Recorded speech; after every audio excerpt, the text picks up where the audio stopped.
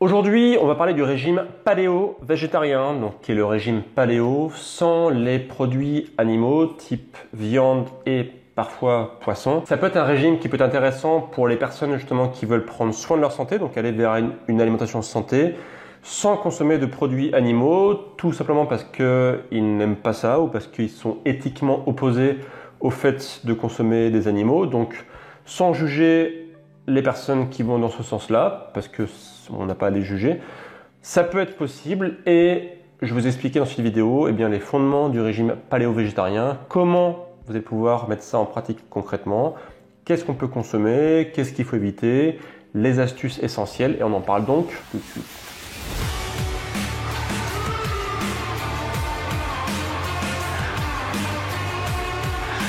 Si le régime paléo-végétarien vous intéresse, je vous offre une semaine de menu paléo-végétarien, c'est gratuit. Je vous laisse donc aller dans la description de la vidéo pour voir le premier lien qui apparaît et je vous mets aussi le lien ici qui apparaît dans la fiche ici.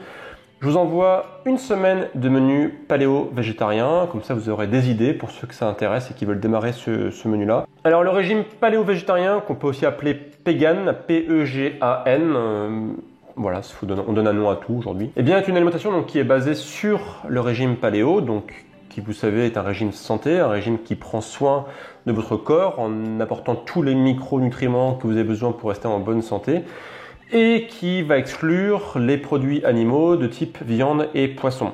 On parle bien ici d'une fusion entre le régime paléo et le régime végétarien et pas le régime vegan. Manger paléo et vegan, ça peut être en théorie possible, mais en pratique c'est compliqué dans le sens où pour ne pas avoir de carence, il faut quand même faire des combinaisons alimentaires qu'on ne peut pas faire avec le régime vegan. Donc aujourd'hui, je ne parlerai que du régime paléo-végétarien, le régime PEGAN, qui lui, grâce à des bonnes combinaisons optimisées, permet de consommer une alimentation santé sans avoir aucune carence.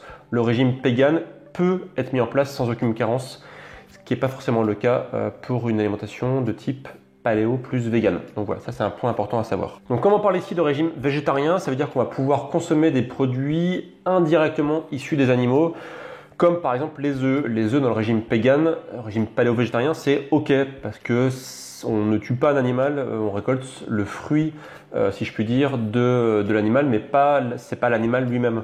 De la même façon, le miel, c'est ok dans le régime paléo-végétarien.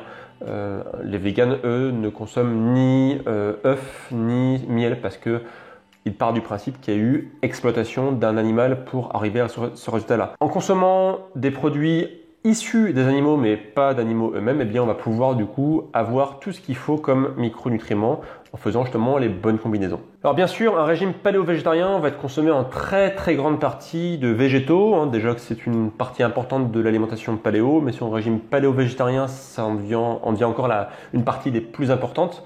Donc beaucoup de légumes, beaucoup de fruits, bien sûr du bon gras comme les noix, l'huile de coco par exemple, l'huile d'olive, bref, toutes les huiles qu'on rencontre dans l'alimentation paléo sont bien sûr autorisées dans le régime paléo-végétarien. Le truc, ça va être que parfois, on va avoir des soucis pour avoir le spectre complet des acides aminés essentiels.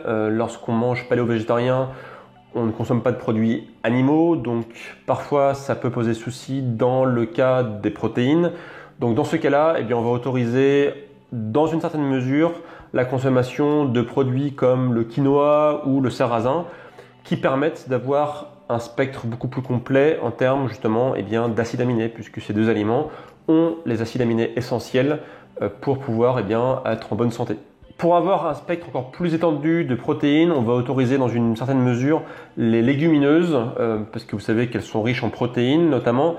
Le gros problème des légumineuses, c'est les antinutriments qu'elles contiennent, donc c'est pour ça que systématiquement on demandera de les tremper la veille de la consommation pour éliminer les antinutriments.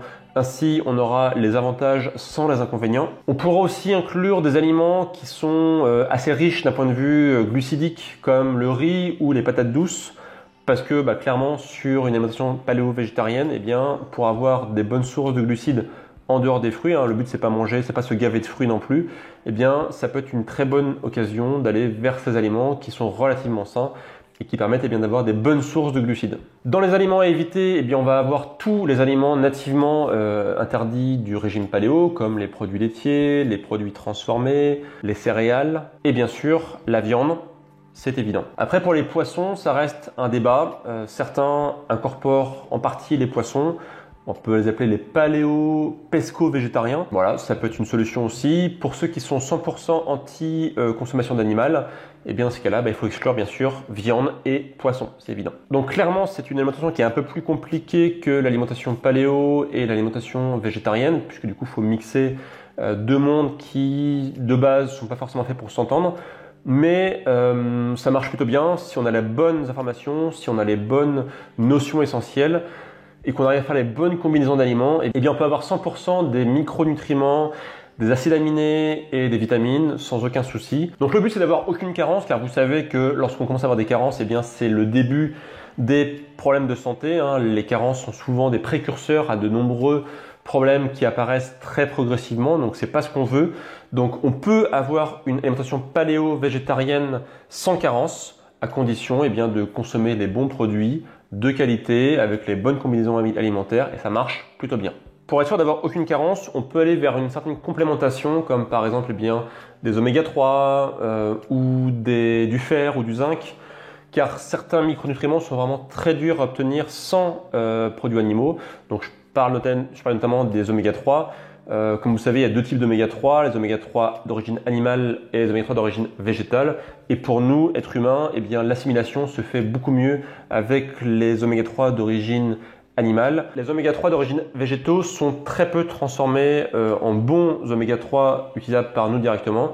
Donc dans ces cas-là, une complémentation peut être nécessaire pour être sûr d'avoir aucune carence. Donc si vous souhaitez avoir une semaine de menu paléo-végétarien, encore une fois, je vous rappelle que c'est possible. Je vous mets le lien dans la description et vous pouvez aussi cliquer ici sur le lien qui apparaît juste là. N'hésitez pas à cliquer, je vous envoie ça par mail, une semaine de menu paléo-végétarien pour vous inspirer, pour vous donner des idées si vous vous intéressez à cette alimentation. Et moi je vous retrouve demain pour les prochaines vidéos. Et d'ici là bien sûr, prenez soin de vous. Ciao!